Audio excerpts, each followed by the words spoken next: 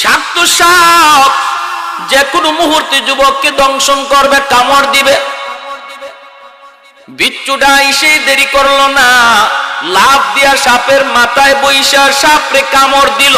মুহূর্তের ভিতরে সাপ মারা গেল। আল্লাহর ওলি এই দৃশ্য দেখা যুবককে ঘুম থেকে জাগালেন। এরে যুবক, কি নেক আমল করেছো? আল্লাহর কুদরতে আল্লাহ তোমাকে আজকে সাপের হাত থেকে রেহাই দিলেন রে যুবক। দেখো কোন আমলের দ্বারা তুমি যৌবনে আল্লাহর ওলির খাতায় নাম লেখাইছো, কোন আমলের জরিয়ায় এত প্রিয় হয়ে গেছো আল্লাহর, এত প্রিয়। আল্লাহ তোমার কুদরতি হাতে বাঁচায়। যুবক চোখের পানি চাইরা কান্দার কয়, আল্লাহর ওলি গো, আমার তো তেমন কোন নেক আমল মনে পড়ে না,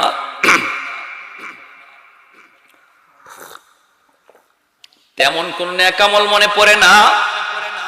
তবে আমার যদ্দূর মনে পড়ে, আমি যেখানেই থাকি সেখানেই নামাজ আদায় করি। আমি একজন রাখাল, মানুষের উট রাখালি করি, দুম্বা রাখালি করি।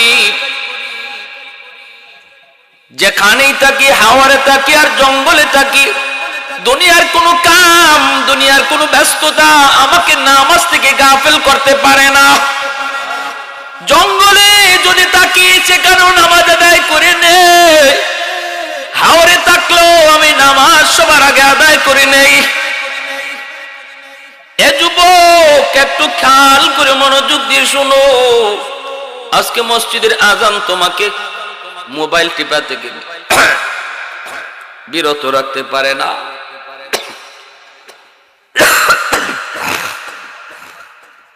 তোমাকে মসজিদের আজান মোবাইলের গেম খেলা থেকে তোমারে ফিরাইতে পারে না রে যুবক। অথচ যুবক যৌবনের ইবাদতের দ্বারা আল্লাহর ওলি হয়, কারণ বৃদ্ধ বয়সে ইবাদতের চেয়ে যৌবনের ইবাদত আল্লাহর কাছে বেশি প্রিয়। এই জমিনে যত আল্লাহর ওলি গুজরে গেলেন, প্রত্যেকে কিন্তু ওলির খাতায় নাম লেখাইছেন যৌবন কালে। গাজীনগরের সাহেব রাহিমাহুল্লাহ ওলি হয়েছেন যৌবনে, শাইখে কাতিয়া ওলি হয়েছেন যৌবনে, শাইখে কৌরিয়া ওলি হয়েছেন যৌবনে। আর যেই মানুষ যৌবনে আল্লাহর ওলি হয়, বৃদ্ধ বয়সে আল্লাহ তার মাকাম মর্যাদা বাড়ায় দেয়। যত বয়স বাড়বে অত আল্লাহ তার মর্যাদা বাড়াবে।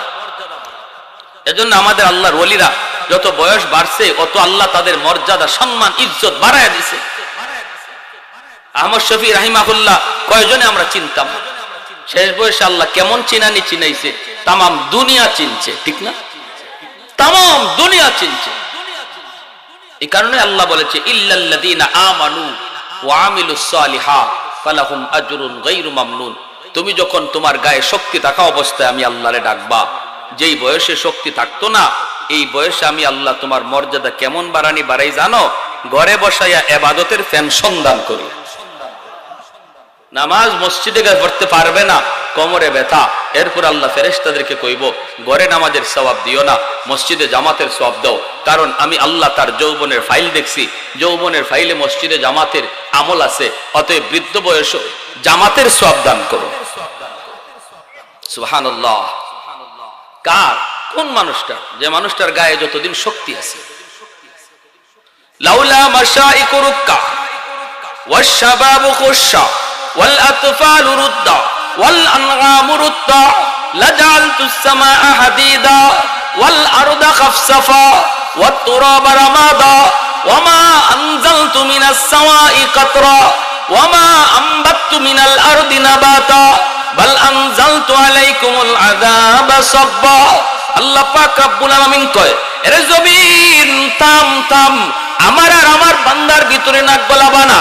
জমিন প্রতিদিন আল্লাহর কাছে আবদার করে, মালিক আর কতকাল আমি এই জুলুম দেখবো, আর কতকাল আমি অন্যায় দেখবো, গুনাহগারের গুনাহ দেখতে দেখতে আমি জমিন ধৈর্য হারা হয়ে যাচ্ছি। ও মালিক, অনুমতি দাও, আবতালি ইবনা আদম ফি কারি জালিম